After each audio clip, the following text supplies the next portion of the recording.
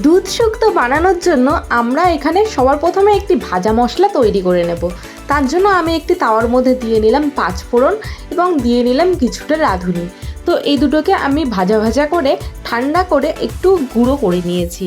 তো এই যে আমাদের কিন্তু গুঁড়ো তৈরি হয়ে গেছে। তারপরে আমি এখানে নিয়ে নিয়েছি কিছুটা রাঁধুনি আর একটু আদা। এবার এই দুটোকে কিন্তু আমি একসাথে বেটে নেব। আপনারা চাইলে এই আদা এবং রাঁধুনির সাথে একটু পোস্তও বেটে দিতে পারেন, আমি কিন্তু পোস্ত বাটা এর মধ্যে দিইনি। তারপরে এখানে একটু গরম জল নিয়ে নিয়েছি এবং তার মধ্যে আমি দিয়ে নিচ্ছি 10 টাকা দামের একটি গুঁড়ো দুধের প্যাকেট।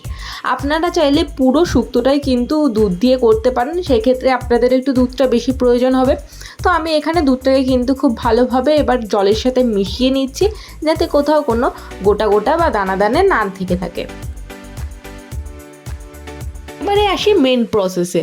তো এখানে আমি কিন্তু বেশ কিছু সবজি নিয়ে নিয়েছি। প্রথমে নিয়ে নিয়েছি রাঙা আলু, আর এখানে কাঁচকলা, পটল, উচ্ছে, পেঁপে এবং বেগুন, আর এদিকে আমি নিয়ে নিয়েছি সজনে ডাঁটা এবং আলু। আমার এখানে 8 রকম সবজি হয়ে গেছিলো দেখে আমি একটুখানি টমেটো অ্যাড করেছি, আপনারা চাইলে এটা স্কিপ করতে পারেন।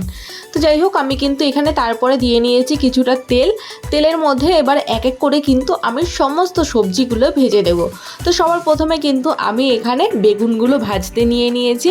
আমাদেরকে কিন্তু সমস্ত সবজিগুলো এরকম আলাদা আলাদাভাবে ভেজে নিতে লাগবে। এরকম এক এক করে যদি আপনারা ভেজে নেন, তার ফলে যে সুবিধাটা হবে, আমাদের সমস্ত সবজিগুলো কিন্তু খুব ভালোভাবে ভাজা হয়ে যাবে। সেক্ষেত্রে কিন্তু কোনো সবজি বেশি সেদ্ধ বা কোনো সবজি বেশি কাঁচা রয়ে যাবে না।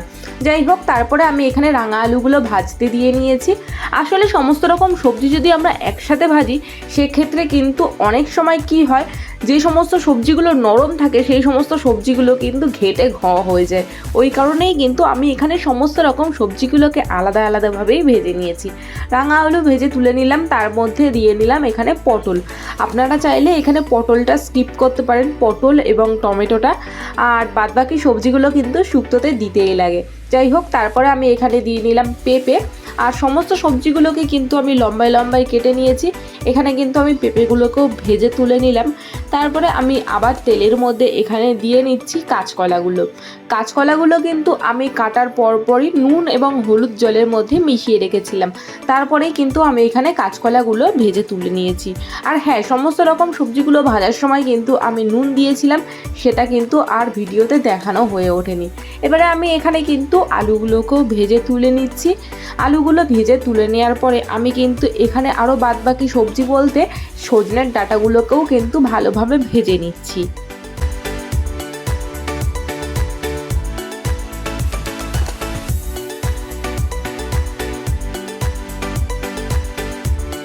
সব শেষে কিন্তু আমি উচ্ছেটা ভেজেছিলাম, এবং টমেটোটা যেহেতু একদম অপশনাল, ওই কারণে উচ্ছের সাথেই কিন্তু আমি টমেটোটা একবারে ভেজে তুলে নিয়েছিলাম। সমস্ত সবজিগুলো ভাজা হওয়ার পরে আমি কিন্তু এখানে দিয়ে দিয়েছিলাম বড়ি, যেটা ছাড়া কিন্তু বলতে পারো শুক্তো অসম্পূর্ণ। তো বড়িগুলো কিন্তু আমি এখানে খুব ভালোভাবে লাল লাল করে ভেজে নিচ্ছি। আর বড়ি দেওয়ার সঙ্গে সঙ্গেই কিন্তু বড়ি অনেকটা পরিমাণে তেল টেনে নেয়, ওই কারণেই কিন্তু আমি বড়িটা সবার লাস্টে ভেজেছি। তো বড়ি ভেজে তুলে নেওয়ার পরে আমি কিছুটা আবার তেল দিয়েছিলাম। এবারে এর মধ্যে এক এক করে দিয়ে নিলাম শুকনো লঙ্কা, তেজপাতা এবং রাঁধুনি।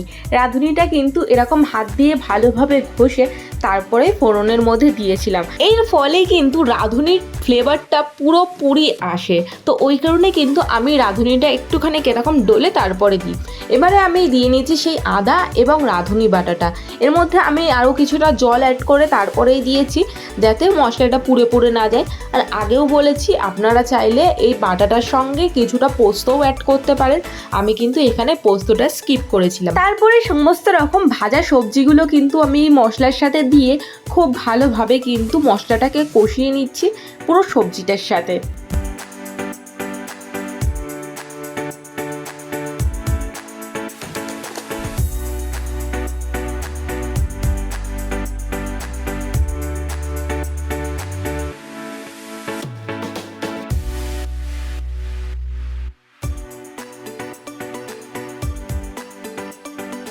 ভালোভাবে কষানোর পরে আমি এখানে অ্যাড করলাম গরম জল। এখানে চেষ্টা করবেন গরম জলটাই অ্যাড করার, তাহলে কিন্তু খাবারের টেস্টটা খুব ভালোভাবে আসে। আমি কিন্তু এখানে খুব সহজভাবে আপনাদেরকে শুক্তো রান্নার রেসিপিটা শেয়ার করলাম।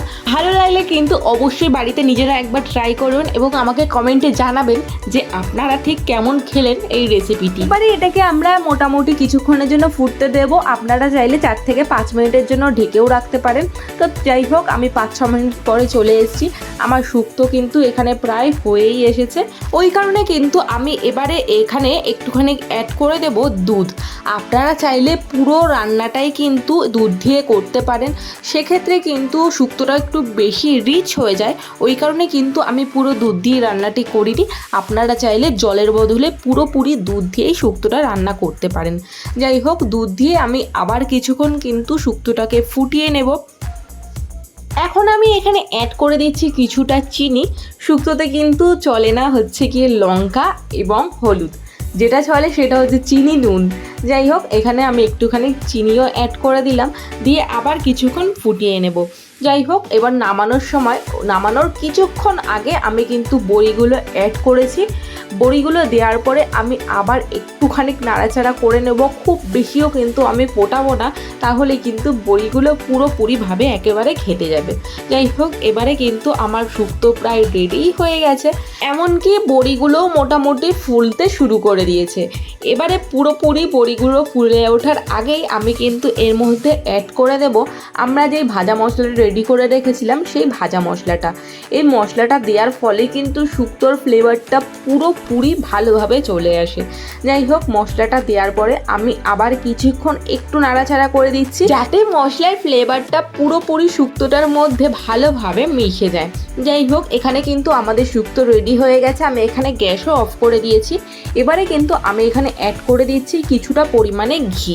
আপনারা নিশ্চয়ই দেখতেই পাচ্ছেন শুক্তোটা কতটা পরিমাণে এখন গাঢ় হয়ে গেছে। তো যাই হোক, আমাদের শুক্তো কিন্তু এখানে পুরোপুরি রেডি। গরম গরম ভাতের সাথে সার্ভ করে দিন এই শুক্তো। গরমের দিনে আর কিচ্ছু লাগবে না, শুধুমাত্র এই শুক্তো দিয়েই আপনি এক থালা ভাত খেয়ে ফেলতে পারবেন। তো চলুন, আজকের ভিডিওটা তাহলে এই অবধি। ভিডিওটি ভালো লাগলে অবশ্যই একটু লাইক, শেয়ার, কমেন্ট করে পাশে থাকবেন। চ্যানেলটি সাবস্ক্রাইব না করে থাকলে প্লিজ চ্যানেলটি সাবস্ক্রাইব করে দেবেন, আর পাশে থাকা বেল আইকনটি অবশ্যই ক্লিক করে দেবেন, যাতে আমি আরও যা যা নতুন রেসিপি ছাড়বো সেই রেসিপির নোটিফিকেশন আপনাদের কাছে সবার প্রথমে গিয়ে পৌঁছায়। তো চলো, আজকের জন্য টাটা। সবাই ভালো থেকো, সুস্থ থেকো।